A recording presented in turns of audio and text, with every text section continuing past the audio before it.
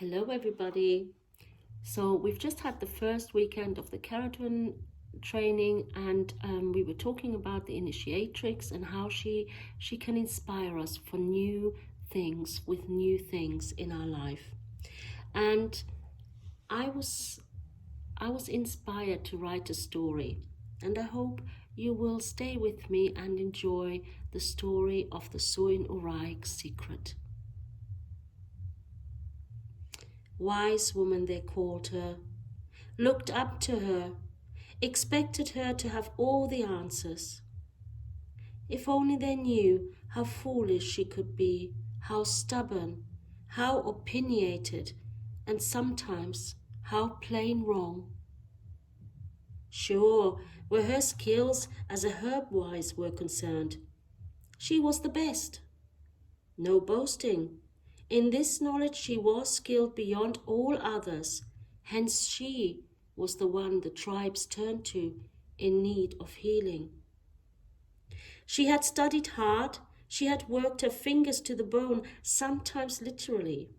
She had bled for her art, collecting the plants from forest and valley, prizing bark from fallen branches to brew pain relief, tapping the defiant, beautiful, elegant, tall white birches for their life-giving sap, to give nurturing and healing to the bodies decimated by infections and the harsh winters. Grinding ingredients made her hands strong and her skin tough. She loved what she did. 15 years of training with another herb-wise, from when she was only a small child taken from her mother because she had shown signs of the powers, of the affinity with nature, of being able to hear things others couldn't. Then another year of study in the great city of the Fericht. It allowed her to feel confident in her craft. The greatest gift she had received was the practice of sharpening her hearing until she could literally hear the grass grow, the whispering of the seeds as they crack and find the way up from the dark, protective embrace of Mother Earth. All plants were ready to be liberated from the protection, were ready to grow and stick their heads out, becoming green shoots, great tall plants and blossoms. Healing, bringing the healing, and feeling the breath of the air on them. Life, life on earth. The wise woman smiled to herself.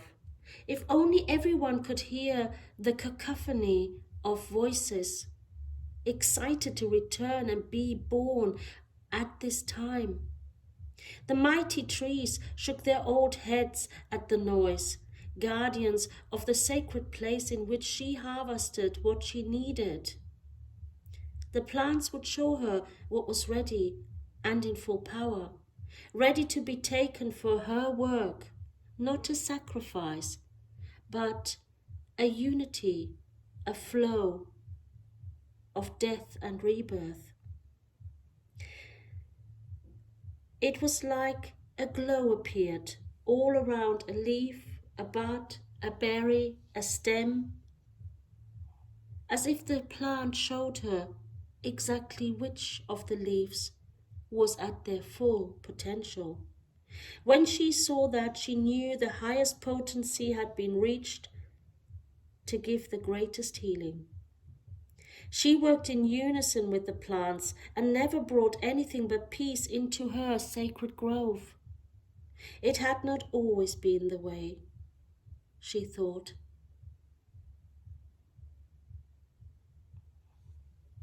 Once, when she had been a young woman, her power had gone to her head.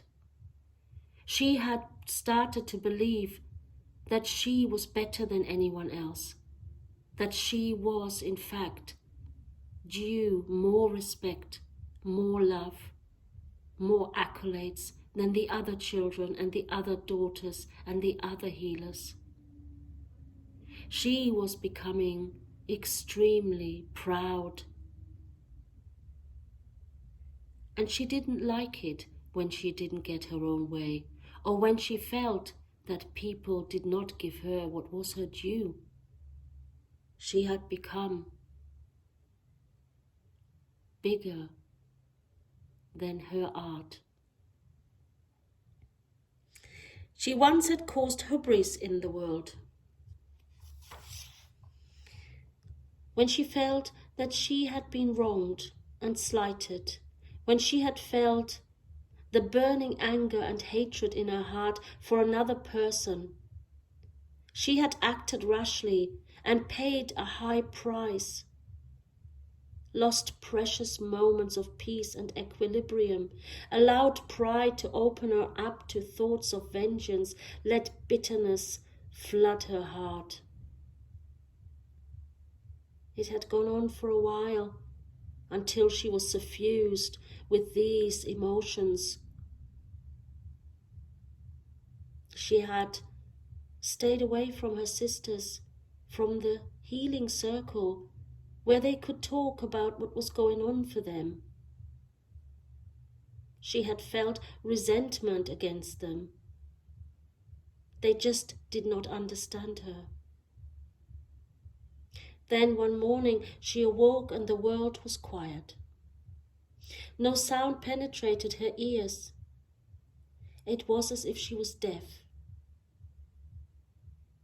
Fear, panic. All these years she had heard the voices of the plants, and suddenly nothing. Had she gone deaf? She had not noticed any deterioration of her hearing. Why could she not hear them? She wasn't deaf. She found she could still hear the bird song. She could still hear people speak that came to her for help. It was the other voices that were missing. She rushed into the forest to find the plants for fresh medicines. And when she got there and looked around in her sacred space, no glow was to be seen. She was perplexed. Surely some of the plants had been ready and willing to assist her just yesterday. This morning, all was dull. Nothing sparkled, nothing glowed.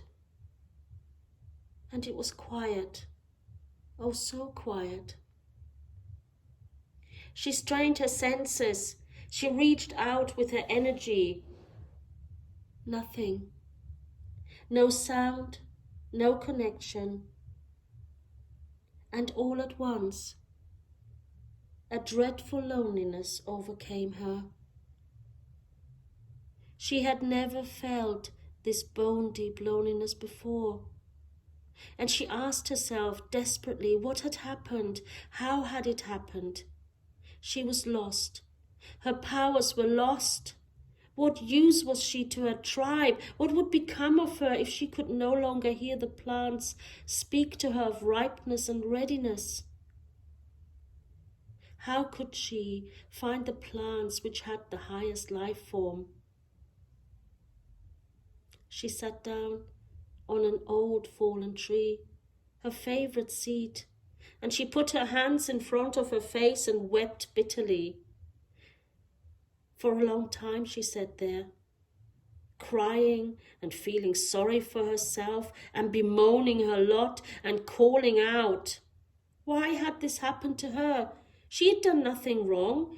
The others had wronged her, surely, by not seeing her for who she really was, the best of them. Just as that thought entered her, into her consciousness, the part of her that was honest and true seemed to be scoffing at her. A memory rose of her tantrum against other women. a woman whom she had called a friend and sister, and now berated with harsh words. Her unkindness, her anger had gotten the better of her. Her inner fire had risen, her ire stoking the flames, until the rage flew out of her, and words were spoken she could not take back, deeply hurting those all around her, sisters in the craft, lashed by her tongue to ribbons. The atmosphere of the whole tribe had been affected. Sui Nuragai was sensitive to energy, and her outburst had damaged the equilibrium of all their place, of safety and comfort. It had been destroyed by her very breath, giving life to words that could be no longer unspoken. The magic, the determination to destroy had found a way. Now she was paying the price for her trespass. All around her there seemed to be a darkness, a greyness, and she felt lost and alone, until she became aware of a presence before her. She was sure she had placed her staff to inform the other wise women she was foraging here. Who was invading her private pity party? Wasn't she even allowed to wallow in misery by herself? This was her place, wasn't it? As she lifted her head, she became aware of an immense power.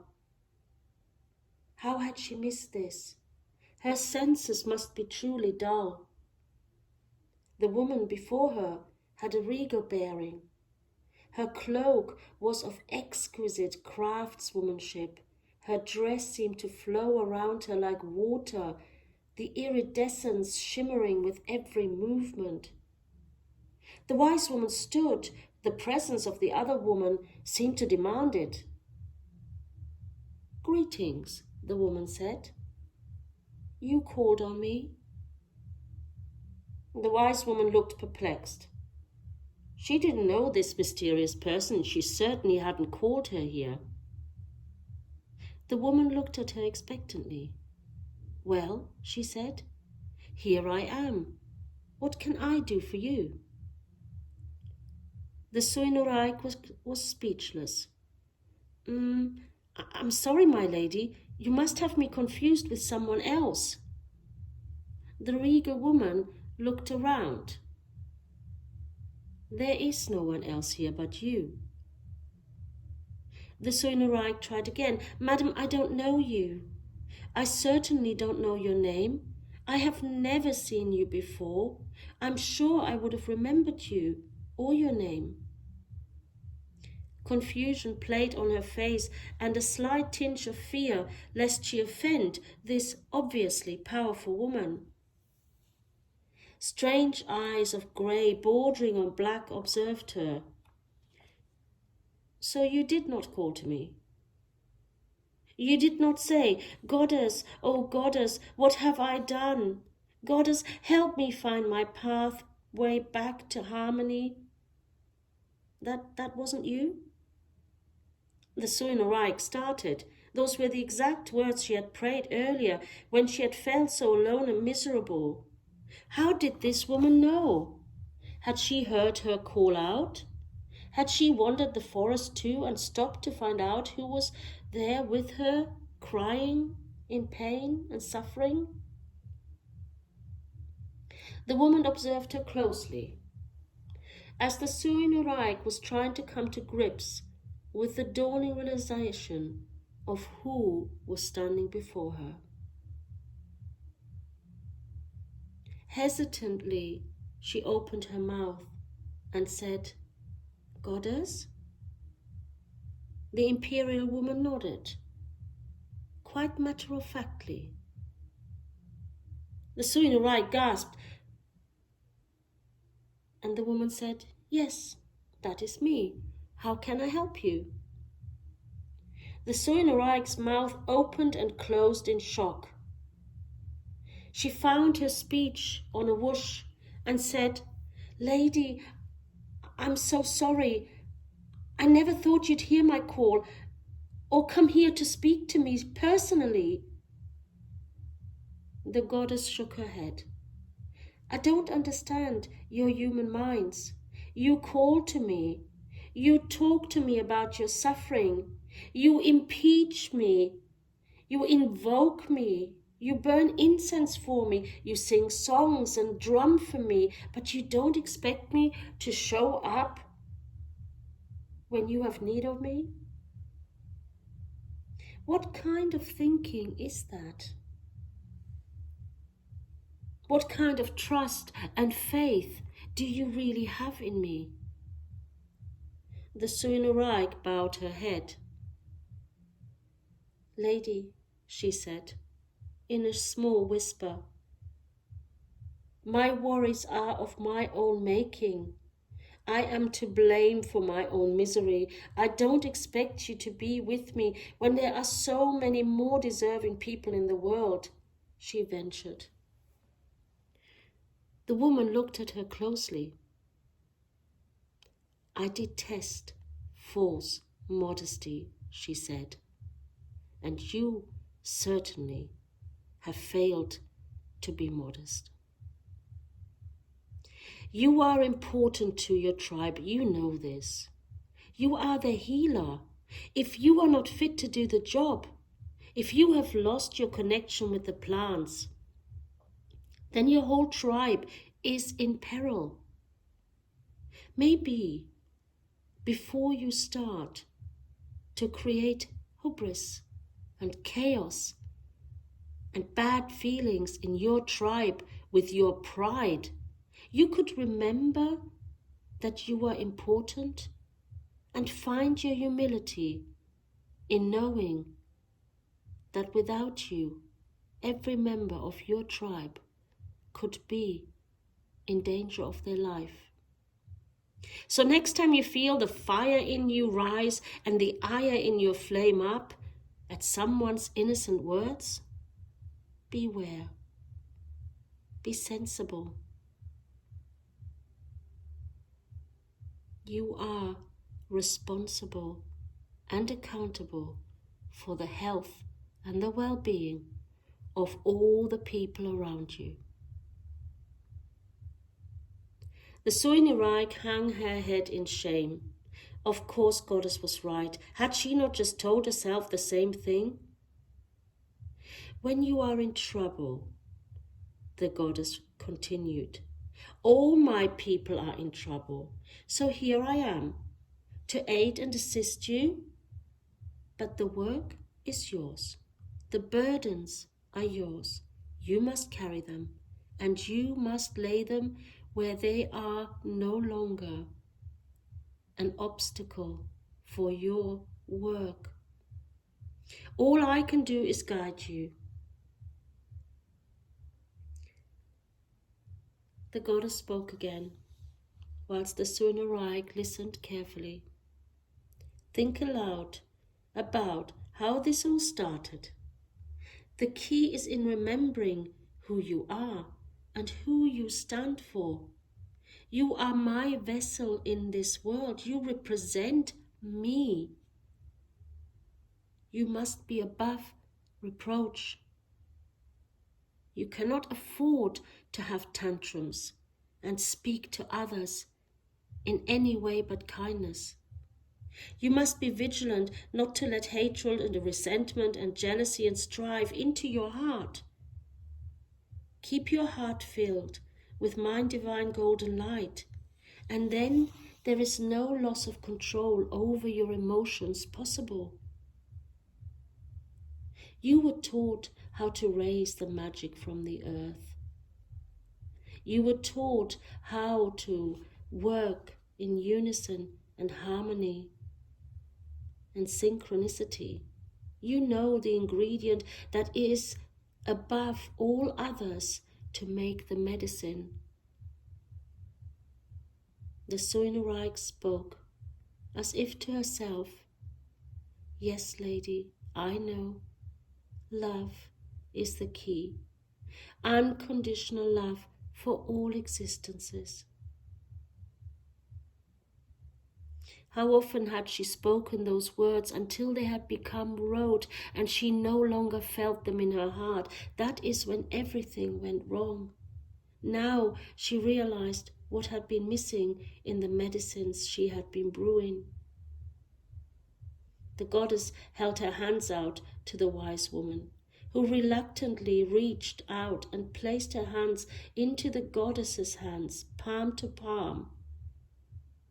Immediately she felt warmth flowing through her, and a golden glow appeared where their hands met. The warmth and the golden light flowed up her arms and into her heart. It filled her heart, driving out the fear and anger and pain. More and more flowed, filling her body, her head, her womb, flowing until the light illuminated her like a candle. The rays of gold burst out of her body, opened her higher senses. Her heart and spirit flew out and embraced every being in her grove. It spread outward, through the wood, dancing from herb to tree, from tree to bush, from bush to animal. No one was left untouched by the love of the goddess. The Suinuraik felt her body lift on the energy, floating gently, becoming part of the convocation of the natural world again. Her heart was filled with pure joy and hope, such hope, eternal hope. This feeling of freedom, of soul to goddess connection, seemed to go on forever. At last she felt her body return to the earth, and as her feet touched the ground, a great roar of the dragon was heard, a roar of joy, of reconnection, of reintegration. A shot of pure power raced through her.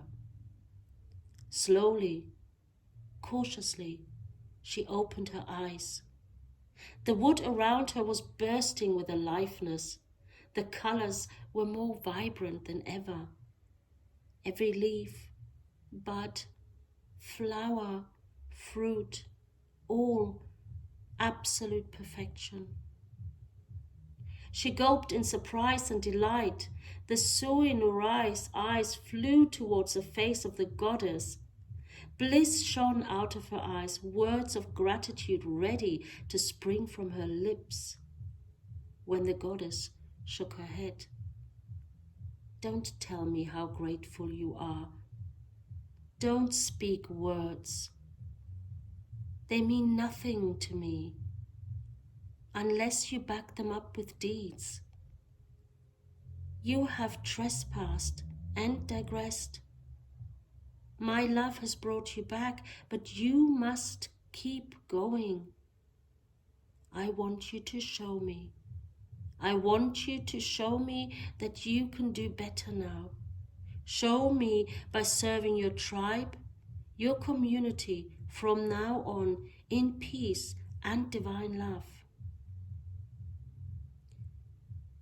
She continued, you must be careful what you let into your heart. Be who you truly are, vulnerable, soft, courageous and powerful, a true-born wise woman. You see, I have faith in you. You must find the faith in yourself. You must find the authority and autonomy, the sovereignty of your soul. Promise me 2 things. With no malice in your heart, ask those who have wronged for forgiveness. Forgive the ones who have wronged you. And most importantly, forgive yourself. Reclaim your power and work from a position of unconditional love for everyone. Secondly, light candles to remind the tribe I'm always with them. Let them remember my name, let them sing my name and exultate in my love for them. Lady, the Suinarai said, I'm really sorry, but we don't know your name. We call you Lady and Goddess, but we don't know you have a name. The Suinarai smiled, a secret smile. Call me Caridwen. Call me Sister of Dawn. Call me Mother to Crairwi, Morvran and Taliesin. Wife to Tegid Voil. The Suinarai bowed, taking it all in, remembering. I will do your bidding, my lady Caridwen. I shall be your faithful servant. The goddess regarded her solemnly. Stand in your power, daughter. Be my priestess, be my shamanka, be the spiritual healer and guide for your tribe. Sing my name, speak my name, shout my name. Tell people all about me, tell them to call to me when they need comfort and care. Tell them you are my channel into this world. Caridwen looked at the Suinarai to see whether she understood what the goddess was asking of her. And the Suinarai stood strong and tall and straight and looked right back at the goddess. So mote it be, she said, and bowed deeply again. When she straightened, she was alone. All around her, the voices of the plants and trees whispered. In the rustling of the tree, in the movement of the grass, the opening of the flower blossoms, there was sound and tinkling like bells everywhere. Everywhere the phosphorus green of the true nature healing could be seen, the glowing green of healing. Swiftly the Suinarai fetched her basket and began her work, a song of gratitude on her lips. And peace, true peace, in her heart. Tonight she would go to the meeting around the fire and ask her sisters for forgiveness. She would ask for them to forgive her temper and her dreadful misstep. If she could make peace with them, she could make peace with herself. And then she would tell them all about the strange encounter she had with the woman in the woods. A smile played on her lips. She looked forward to seeing her sisters. It had been too long. And she was waiting and excited about once again sitting in sacred circle with them. Blessed be. Beloveds, this is the story of the Suinarai secret. It was written for your delectation, but also because I felt that I have kinship with that Suinarai. There are days when I lose my temper, when I'm not the nicest person of all. And so it's really important to me for you to hear that Goddess will forgive whatever we do. But she will also hold us accountable and ask us to make amends. So from the temple in Avalon to all of you across the world, many blessings and have a wonderful, wonderful autumn. Blessed be.